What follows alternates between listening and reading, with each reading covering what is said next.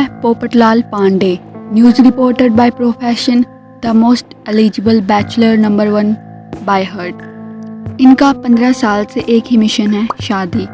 पर मिलता है तो सिर्फ रिजेक्शन या फिर आपको बाद में कॉल करते हैं। हर संडे मैट्रिमोनियल ऐड देखता, हर मंडे हार्ट ब्रेक होता। गोकुलधाम सोसाइटी के लोग भी कहने लगे पोपटलाल के लिए लड़की नहीं कैलेंडर चाहिए, कम से कम डेट तो फिक्स हो। लेकिन एक दिन वीरवार सुबह 8 बजे अब्दुल चाय बना रहा था, भीड़े डेली नोटिस पर कृपया शांति बनाए रखे वाला नोटिस चिपका रहा था और पोपटलाल अपने टेरेस पे खड़ा आसमान को घूर रहा था। एक हाथ में अम्ब्रेला, दूसरे हाथ में मैट्रिमोनियल फॉर्म, आंखों में सपने और दिल में एक ही सवाल, कब मिलेगी मुझे मेरी दुल्हन। लेकिन इस बार कुछ अलग था। उस दिन हवा कुछ अजीब सी चल रही थी। सोसाइटी में कबूतर नहीं आए थे और पट्टू सेना बिना मांगे होमवर्क कर रही थी। ये किसी बड़ी घटना का संकेत था। शाम को पोपटलाल जैसे ही न्यूज़ ऑफिस गया, उसका एडिटर उससे एक ब्रेकिंग स्टोरी के लिए एक नई जर्नलिस्ट के साथ फिल्म में भेज देता है। उस नई जर्नलिस्ट का नाम था कल्पना श्रीवास्तव, तेज, दबंग, खुद पे भरोसा करने वाली और अम्ब्रेला की सबसे बड़ी दुश्मन। इस चीज़ को ध्यान रखिएगा।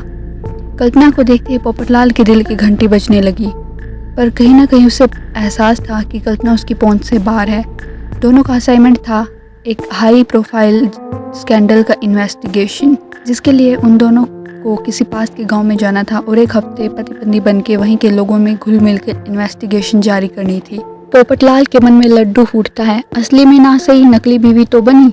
अगले दिन दोनों अपना सामान पैक करते हैं और निकल लेते हैं गाँव के लिए।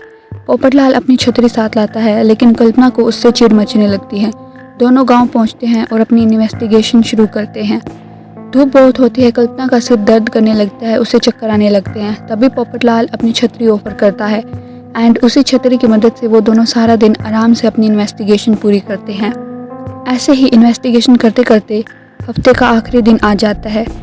अब कल्पना को छतरी से चिढ़ नहीं होती थी और छतरी वाले के लिए भी उसके मन में फीलिंग्स आने लगी थी। वो पोपटलाल की होनेस्टी की दीवानी बन चुकी थी और उसे पोपटलाल का कंजूस नेचर अच्छा लगने लगा था। उन दोनों को इन्वेस्टिगेशन करते करते काफ़ी शाम हो जाती है। वो घर जाने वाले होते हैं कि बहुत तेज आंधी तूफान आ जाता है। तेज हवा और बारिश के कारण पोपटलाल की छतरी टूट जाती है, पर वो बिना अम्ब्रेला के कल्पना के पीछे पीछे बारिश में ही चल देता है। दोनों बारिश का आनंद लेते हुए गांव वाले घर में पहुंच जाते हैं। अब कल्पना को अम्ब्रेला की आदत हो चुकी थी और पोपटलाल बिना अम्ब्रेला के रह सकता था। कल्पना पोपटलाल को प्रपोज कर देती है और दोनों शादी करने का फैसला करते हैं। पोपटलाल सोसाइटी वालों को ये बात बताता है, पर कोई उसका यकीन नहीं करता।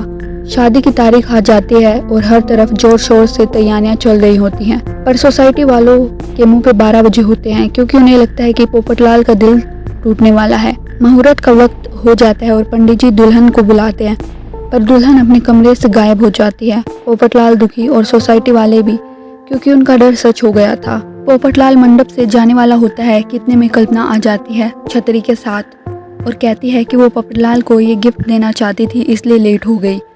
शादी पूरी हो जाती है, सिंदूर, मंगलसूत्र सब डाला जाता है। सोसाइटी वाले बहुत खुश होते हैं और पोपटलाल भी। पोपटलाल के मुंह से निकलता है, मित्रों, अब मैं सिर्फ पुरुष नहीं पति भी हूँ। अब पोपटलाल की शादी तो हो चुकी है, पर क्या ये शादी टिक पाएगी?